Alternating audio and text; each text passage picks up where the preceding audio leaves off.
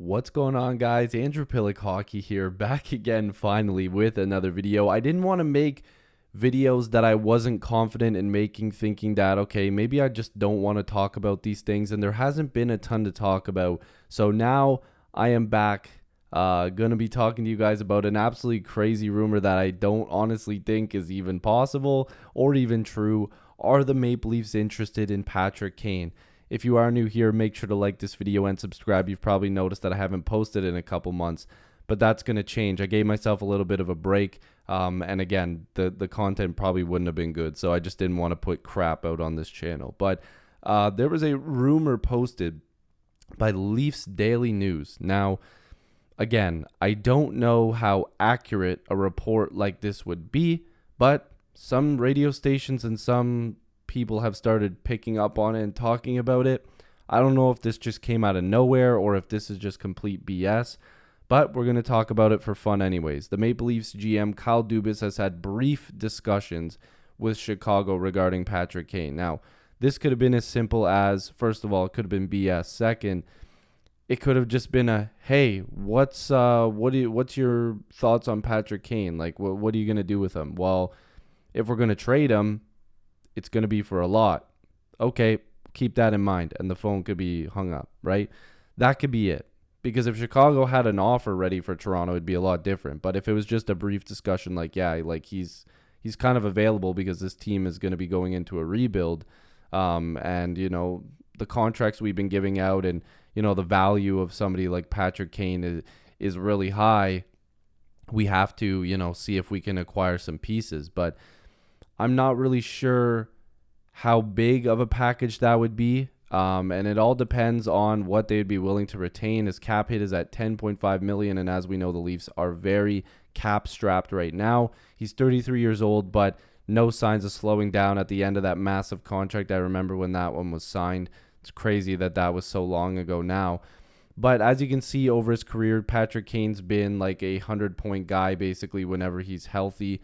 110 points back in the 18-19 season, 84 and 70 in the 19-20 season, 66 in 56 games in the 2020-2021 season, and then this past season, 92 points in 78 games played on a not very good Chicago Blackhawks team. So you could imagine any team would want to go out there and acquire Patrick Kane, but the price would have to be right. And I don't think that the Leafs want to give up as much as what Chicago is probably looking for. Now, the biggest thing that I keep saying is okay, well, they'll just trade Tavares. Well, no, he's not going to go to Chicago. He has that full no trade clause. He's not going to waive that to go to Chicago, especially if, you know, the way that organization's been run. You have a cost-controllable winger in William Nylander that I don't believe the Leafs would trade, but that would probably be something that Chicago would be looking for, and you're not trading Marner or Matthews. So where's the money coming from? How are you making this happen? Even with 50% retained, it's nearly impossible, and that's why I'm just going to say I don't think that this trade would make any sense or it would be possible. Now, here's the thing. If the Leafs were able to put a Jake Muzzin in that deal and sign Rasmus Sandin to around $2.5 million, then it would kind of make sense. I came up with an absolutely ridiculous trade offer that maybe is too little, maybe it's too much, maybe there's a common ground. But I want to familiarize you guys with some of the pieces that would probably have to be involved. Now, as you can see, $597,000 in cap space if they added Patrick Kane to this team. You know, you could always ship Wayne Simmons out or send him to the minors. Maybe that's what Adam Gaudette, like maybe somebody like that. But you'd run Bunting, Matthews, Kane, Marner, Tavares, Nylander, Engvall, Camp, Yarncrook, Kubel, Gaudette, and Robertson. And then on the blue line, you'd have Morgan Riley and TJ Brody, Rasmus Sandin, Justin Hall, and Mark Giordano and Timothy Liljegren. I'm not very confident in this, and I'm also not very confident in net. But again, just hypothetically, and I'm not saying that this would be the trade, that it's not enough or that it's too little. I'm letting you guys decide. Maybe there's more added to it. Maybe there's less. We'll just look at it. 50% retained on Patrick Kane for Matthew Knies, Alex Kerfoot, Carl Dahlstrom, Jake Muzzin, because technically this would be kind of a dump in money a first, a third, and a second. Now, the first thing that I notice about this is that Matthew Nyes is definitely the centerpiece. Carl Dahlstrom's a decent piece to go there, and of course, a first, a second, and a third seems like a lot of picks. But you're also giving up Jake Muzzin, and they're taking on that contract without any retention, and that would allow you to give Rasmus Sandin a 1-year prove-yourself deal, or maybe you sign him to 2 or 3 years with that little bit of money that you have, which I've already signed him to 2.5. You would hope he would take that, but it seems that they're far apart. But again, some people would probably think that this is too much. And again, there's going to be people that think that this is too little. For me, for some reason, I still feel like this wouldn't be enough. But I also feel like it because I don't know if the Blackhawks would want to take on Muzzin and Kerfoot at the same time if they're trying to shed money, because it seems as though that they might be trying to shed money. And, you're almost going to be taking back as much as you had Patrick Kane for, and also retaining 50% on him. Now, could they go ahead and flip Muzzin and Kerfoot? Of course they could. They could get positive value for both of those guys. I don't know why people think Kerfoot has negative trade value. The reason why the Leafs haven't moved him yet is probably because they don't believe what they're trading him for is worth it, and because he's actually a really good secondary scorer. Sure, should he be playing in the top 6? No. But he's a guy that can play really well on your third line. So I don't think that the Leafs are convinced that they should just move him. And a guy like Jake Muzzin was arguably the Leafs' best defenseman when he's healthy. So those are two positive pieces, but I don't know if Chicago would want that.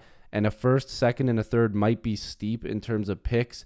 But if you're going after a guy that can get you 100 points, even if it's for 1 year, I don't know. Maybe this is the thing that Chicago's looking for.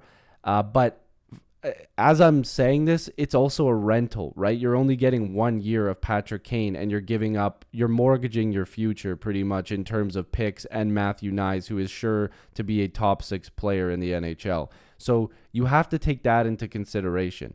If I were making the trade, would I do this? No. I think that the Leafs would be giving up too much.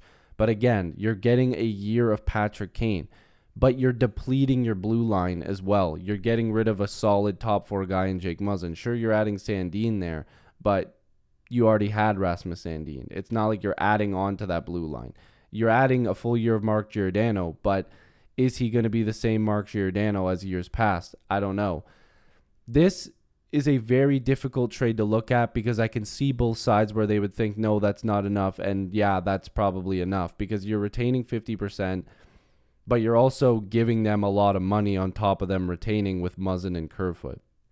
So again, maybe it's something like Muzzin, Nyes, Kerfoot, and a first. Or maybe it's something like a Topi Namela, a first, second, Kerfoot and Muzzin. Or maybe it's something way less that for some reason the Leafs would be able to make that move. I don't know.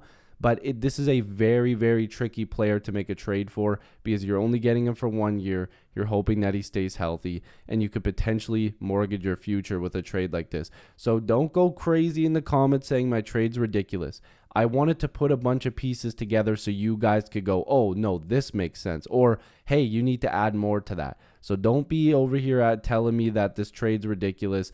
I'm putting the pieces together that would more than likely be what Chicago's looking for. Could be less, could be more. So yeah, hopefully you guys enjoyed this video. If you are new here, make sure to like this video and subscribe. I don't think that this is going to happen, so don't quote me on anything here. I appreciate you guys for watching. Go Leafs go, and I'll see you in the next video. Peace.